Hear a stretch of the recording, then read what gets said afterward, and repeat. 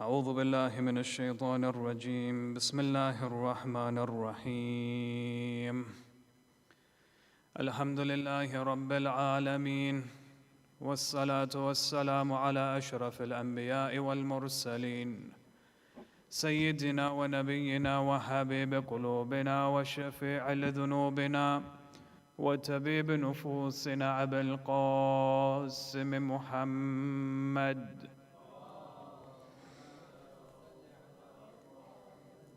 والصلاة والسلام على أهل بيته الطيبين الطاهرين المعصومين المظلومين ولعنة الله على أعدائهم أجمعين إلى قيام يوم الدين. وفقنا الله وإياكم بعلم وعمل صالح إن شاء الله بذكر الصلاة على محمد وآل محمد. اللهم صل على محمد وآل محمد. أما بعد فقد قال الله عز وجل في كتابه الكريم بسم الله الرحمن الرحيم يا داود إنا جعلناك خليفة في الأرض فاحكم بين الناس بالحق آمنا بالله صدق الله العلي العظيم. اللهم صل على محمد وآل محمد. Respected elders, brothers and sisters, Assalamu alaikum wa rahmatullahi wa barakatuh. When we look at certain stories of the prophets of Islam in the Holy Quran, there's a common theme that recurs or reoccurs between them in their history. And that is the communication they have with Allah subhanahu wa ta'ala. And at times you'll find that there are prophets of Allah subhanahu wa ta'ala, when they communicate with Rabb al-Alameen, it's as if they forget dunya as a whole. If you look at, for example, the example of Musa alayhi salam when he speaks with Allah, there are certain verses highlighted in the Holy Quran that when he speaks very intimately with Allah subhanahu wa ta'ala, it's as if he goes into a trance. He forgets everything around him. He goes into his own world and he loses senses in terms of what's happening around him. Likewise, Nabi Allah Ibrahim alayhi salam, when Ibrahim confronts the priests, and he's very young, at the age of 16, 17, when he confronts the priests of his community, of his society. The priests, in one point in time, they turn to Ibrahim and they say, Ibrahim, you preach to us about one God, tell us about your God. And so Ibrahim alayhi salam begins to speak about Allah Azza wa Jal. He begins to speak about the characteristics of Allah. He begins to speak about the justice of Allah that will be seen on the Day of Judgment. And by doing so, it's just a handful of verses. And by doing so, he loses all senses of what's happening around him. He goes into his own world. A very intimate discussion takes place between him and Allah subhanahu wa ta'ala. He forgets that he's in a courtroom surrounded by all of these priests of the idol worshippers. And he, as if he's just talking to himself. But he's not talking to himself. He's talking to the people around him. And then when he comes back to his senses, he realizes that they're still there standing in front of him. And then he quickly gathers his things and then he moves away and he goes on and he leaves. Same situation takes place in the time of Nabi Dawud alayhi salam. Dawud alayhi salam, they used to say that because he was a king and he was a very powerful king, وَشَدَدْنَا مُلْكَهُ, Allah says we intensified his kingdom, we strengthened him beyond anyone's imagination. Every day he used to retreat to his mihrab and he used to stay there and he used to just worship Allah subhanahu wa ta'ala. One day Allah communicates with him. He says, Ya Dawood, why are you alone? Dawood alayhi salam, he says, Ya Allah, I need time to worship you. I need this. With all of the different responsibilities I have in this world, I need to seclude myself just to worship you. When I'm with them, when I'm with the people, they stop me from worshipping you. He says, Ya Dawood, go to your people and spend time with them. Bring one of them who has moved away from me. Bring him back to me and I will sign your name to be amongst those who are praiseworthy. He says, Ya Dawood, why are you silent? He says, Ya Allah, I'm silent because whenever I imagine your power and your might and your Qudra and your unimaginable power, which is known as Quwwah, when I think about you and your essence and your Tawheed, it renders me into silence. Imagine a slave when he walks into the courtrooms of a king.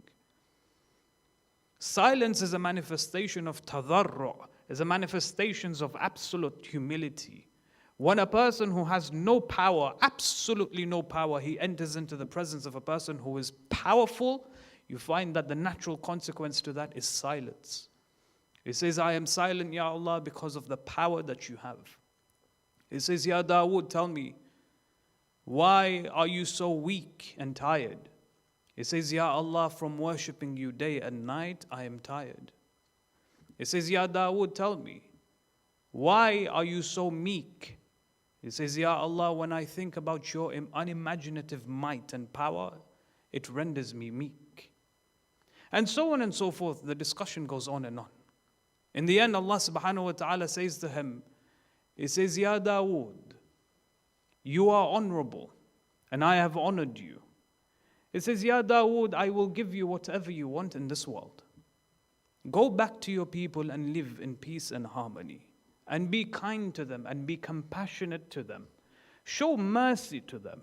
The number one rule in the religion of Islam, especially for the leaders, whether it be the leaders of the community or the leaders of a country or an empire, so to speak, is that that person should lead by mercy and compassion, not by the sword and by bloodshed. It says, be compassionate to your people, even if they do not reciprocate the same behavior to you. If they are mean towards you, if they're judgmental, don't take it to the heart. Be compassionate towards them. And for that, Ya Dawood, I will make sure that you are honored and you get whatever you want in the hereafter. When we speak about the life of Nabi Dawood alayhi salam, there's one ayah in the Holy Quran that begins to summarize the power that was given to him by Allah subhanahu wa ta'ala. Allah subhanahu wa ta'ala says, وَشَدَدْنَا مُلْكَهُ, and we intensified his kingdom. So not only was he made a king over his land, but Allah intensified that empire he had within his hands. So he was known to be the greatest of all kings that had come before him and contemporaneous towards in his time. But that power was further intensified by Nabi Sulaiman, his son. But as Dawood was the king, there was no powerful leader as Dawood alayhi salam. وَآتَيْنَاهُ الْحِكْمَةِ, and we gave him hikmah. Hikmah is usually translated as wisdom. But the ayah of the Holy Quran, the Mufassirin accept the opinion of Nabuwah. They say that when Allah says وَآتَيْنَاهُ الْحِكْمَةِ, it means that we gave him Nabuwah. وَفَصْلَ الْخِتَابِ, and we gave him the power of judgment. That he was made a judge amongst the people. He was made a judge over the people of his empire. So whenever a people or a parties had cases between themselves, they would come to Dawood alayhi salam to seek the answer, and Dawood would judge amongst them. These are the three qualities or characteristics that were given to Nabi Allah Dawood. Now in this discussion that we have, this very small discussion, I want to speak about this concept of fasl al-khitab, the power of judgment. There's an ayah in the Holy Quran that speaks about how Dawood alayhi salam was given judgment. And it questions his infallibility. And that's why it's a very interesting discussion. But before entering that discussion, when you look at the history of the prophets of Islam, one of the responsibilities they had, لِيَقُومَ النَّاسَ بِالْقِسْطِ, was to establish justice within the earth. As in, how does a prophet of Allah establish justice in the earth? As a leader especially. You find that there are certain prophets that had leading positions in their communities. They were leaders, or they were taken as leaders. Some of them were kings like Dawood and Sulaiman, like Yusuf alayhi salam. Some of them were not kings, but they were revered very highly. Like, for example, Musa alayhi salam, Ibrahim, even the Holy Prophet of Islam sallallahu alayhi wa alihi wa sallam.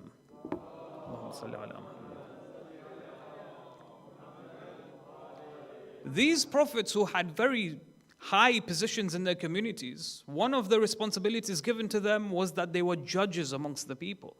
That the people would constantly come to them on a daily basis, trying to find answers to their cases. In fact, there are other prophets, they weren't revered by the people. They were shunned, the likes of Nuh alayhi salam. He wasn't considered to be a leader of his community. The likes of Saleh, and so on and so forth. Or Ayyub alayhi salam. But these prophets who were revered very highly by their communities and were given leadership positions, they used to judge often amongst the people. In the time of the Holy Prophet of Islam, when he moves to Medina, when he migrates to Medina, he establishes the constitution of Medina. One of the points of the constitution was, if there are any disputes between any parties, they should refer back to the Prophet of Islam. Even if it's between the Muslimin, even if it's between the Muslims or the Jews. Al-Muhim, they had to go back, they had to refer back to the Prophet of Islam.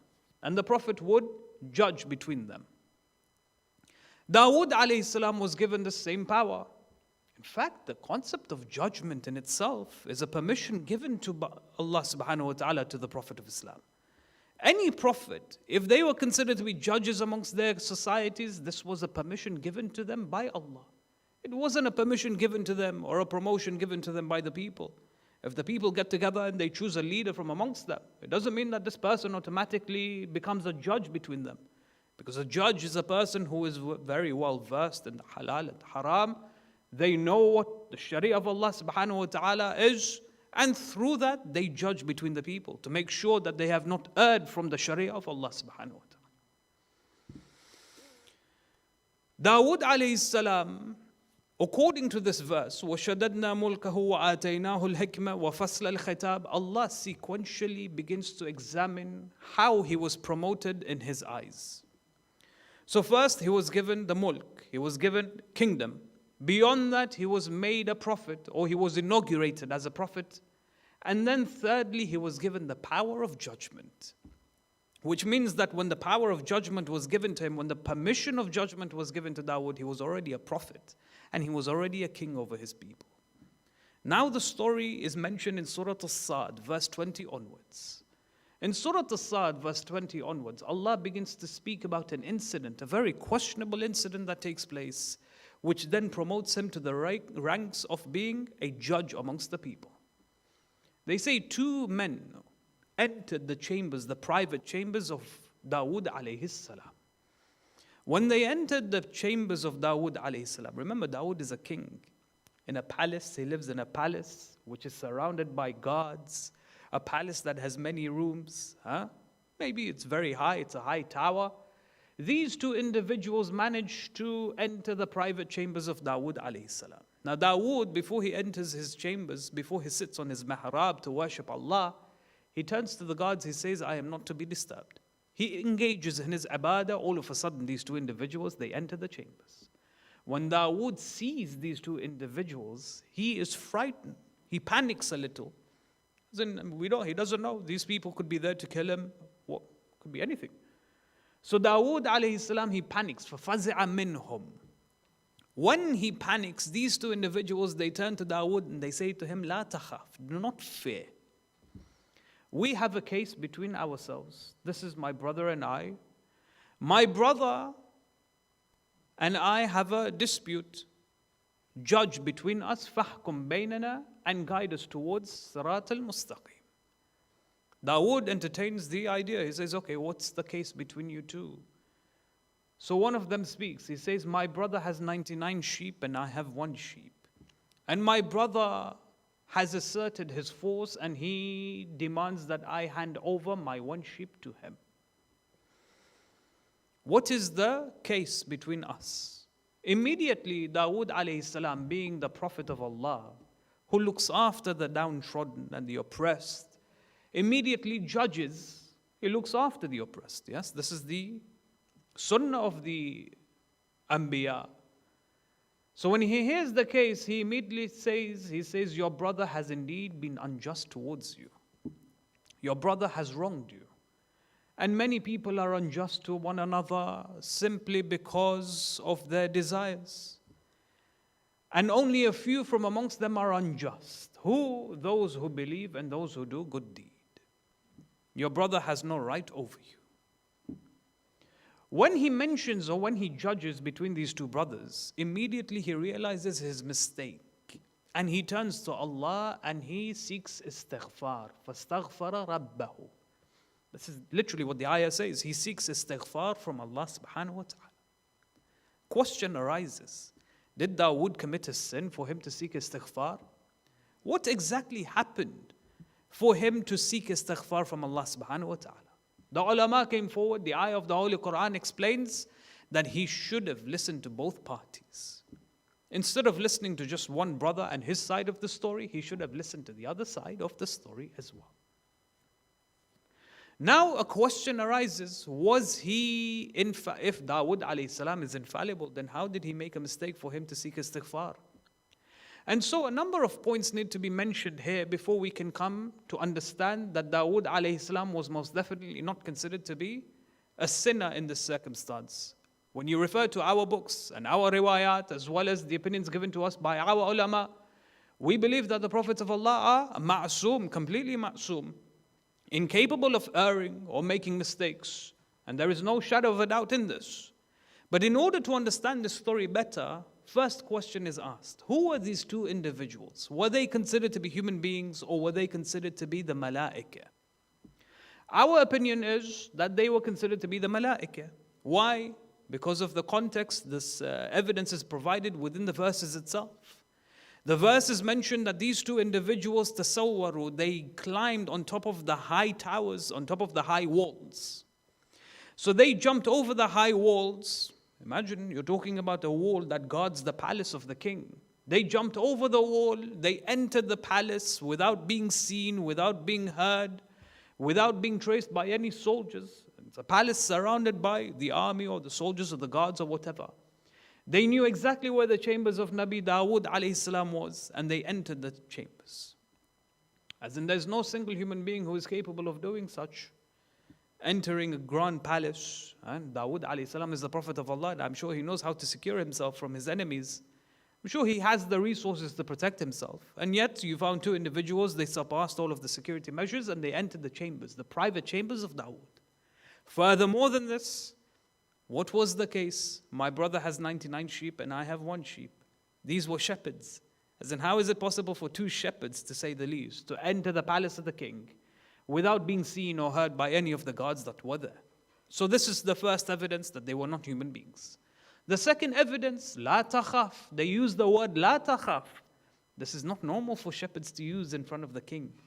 As in, which shepherd enters the privacy or enters the presence of the king and then says to the king, do not be scared of us.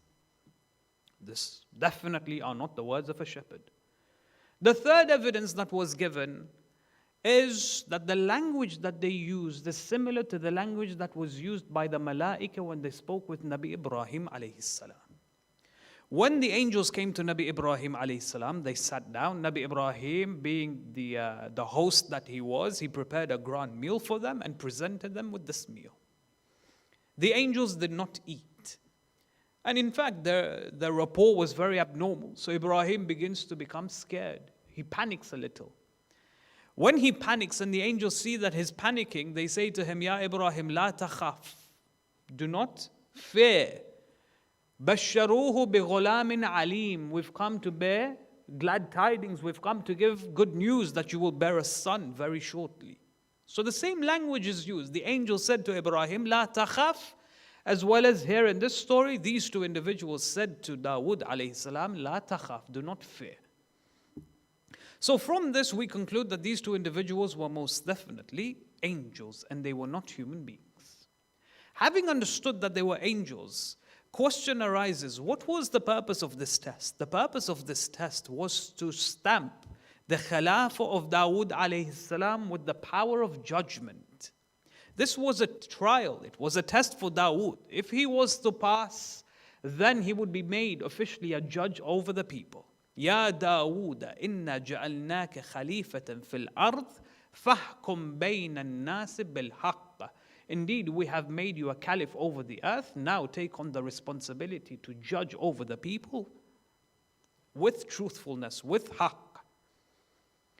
Now the ulama came forward and answered the question. This cannot be considered a sin, what he did. Rather, it's considered to be what is known as tark awla. Tark awla is what? When we spoke about Nabi Yunus alayhi salam, we said Yunus was presented with 2 choices. Both of these choices are halal. It's not the case where one is haram and the other is halal. Likewise here, Dawood was presented with 2 choices. One is halal and the other is halal, except that one is better and more preferred than the other. Let me give you a very simple example. I walk into the masjid and I see Salatul Jama'ah being recited. Month of Ramadan, Shahr Ramadan, yes, the fadila of Jama'ah is there even outside the month of Ramadan. The rewards is magnified even more so during the month of Ramadan. But I say to myself, you know what, I'm not going to recite Salat al-Jama'ah, I'll go in the back and recite Furada. Is reciting Furada haram when there is Jama'ah going on? No. But it's not the best thing that a person can do. Tarki awla if I was to go and recite Furad. When Dawud alayhi salam heard the case being presented to him, two choices were given to him. Number one, the first choice was to hear one side of the story and judge, and the other choice was to hear both sides of the stories and judge. The ulama came forward and they said that when Dawood judged between these two individuals, it wasn't the final judgment, it wasn't the deliverance of the final judgment. Yes, imagine, for example, in this day and age, in the courtrooms, you have the defendant, you have the accuser. Both have the right to defend themselves in front of the judge with the evidences provided, with the proof provided. Then the judge will give the final judgment. When Dawud alayhi salam judged between these two individuals, it wasn't the final judgment. He said that your brother has accused you, your brother has been unjust to you, but there was every room open, there was windows still open for the brother to defend his own case. Number two, they said, the ulama explained that here Dawud alayhi salam knew what the judgment was. Yes, Dawud wasn't wrong in his judgment. Just the road to his judgment was wrong. The path to his final conclusion was wrong. He should have heard both sides of the stories instead of one side. And then finally, they say that Dawud alayhi salam knew very well that these two were angels. The fact that these two, they passed the security measures, they entered his private chambers, the way they spoke, their report, Dawud knew very well that these two were angels. And he knew that this case was a hypothetical case, it wasn't a real case, and therefore the effects of his judgment would not be real. It would not be something tangible that would affect them in their lives. He knew that it was a test from Allah subhanahu wa ta'ala, and he judged according to it. When he realized his mistake, فَاسْتَغْفَرَ رَبَّهُ, and he turned to Allah and he sought istighfar.